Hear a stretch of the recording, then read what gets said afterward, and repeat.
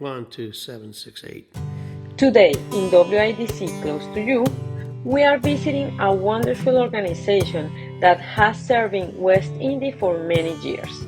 However, there are still people in the neighborhood who may not know much about the organization. This is Mary Rigg Neighborhood Center. Today, we're joined by Tammy Thomas, Manager of Employment Enrichment Program, to share how the program works and how you can get involved. Our employment enrichment services helps people that are either unemployed or underemployed.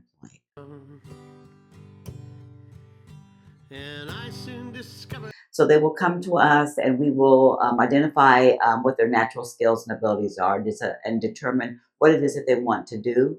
We provide assessments for them to make sure that whatever they're interested in is a good fit for them. And then we have training providers that we work with that we then enroll them into occupational and vocational skills training programs, basically kind of chart a career path. One of the more common areas that we facilitate individuals is healthcare because healthcare is in demand. So people that come to us have to be at least 18 years old, and it's from 18 years up. We have an opportunity youth program that's designed specifically for 18 to 24-year-olds. But those people, once individuals, they don't just stop at 24. Once you're enrolled at 18, you can participate in a variety of our programs that go well beyond just that age range. And they can have or not have a high school diploma. If they don't have a high school diploma, we're going to enroll them in our HSC program to help them to gain that high school diploma because long term, that's going to help them to navigate a career. Our goal is to set people up for success, and then we know that long term success starts with having that high school diploma. So they can go to our website, maryrigg.org, and from there, there's an inquiry form where they can click on the enrollment and employment and enrichment link.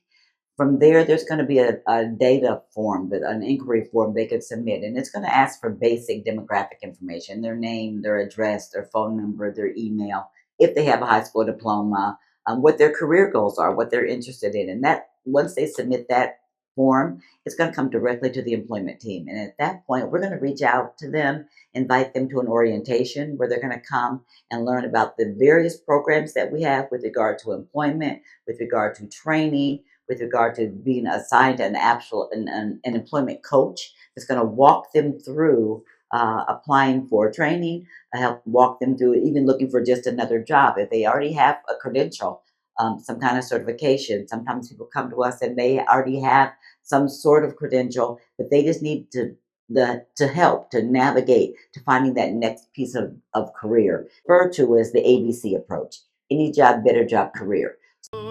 Check I was forced to take, asking when would be. I've been in the workforce development space for a great many number of years. So I have a lot of stories that I can share both since in my time at Mary Rigg or with the coaches at Mary Rigg.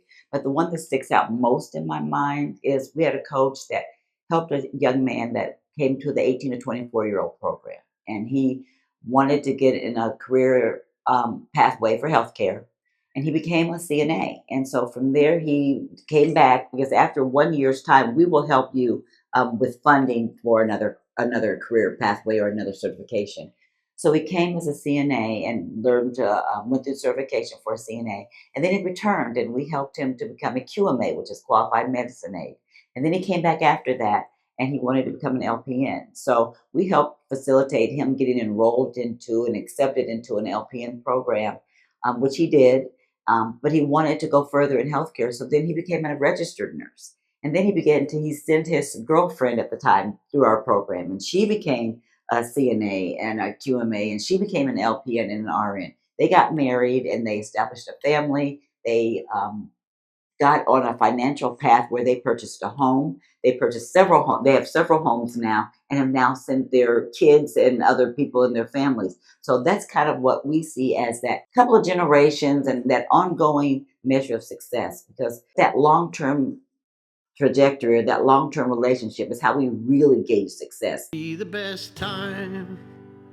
And she said, I like to think that I'm the human side of human services because You don't do this work because you're looking for a particular margin of wealth. You don't do it because you want to be recognized. You do it because you lead from your heart.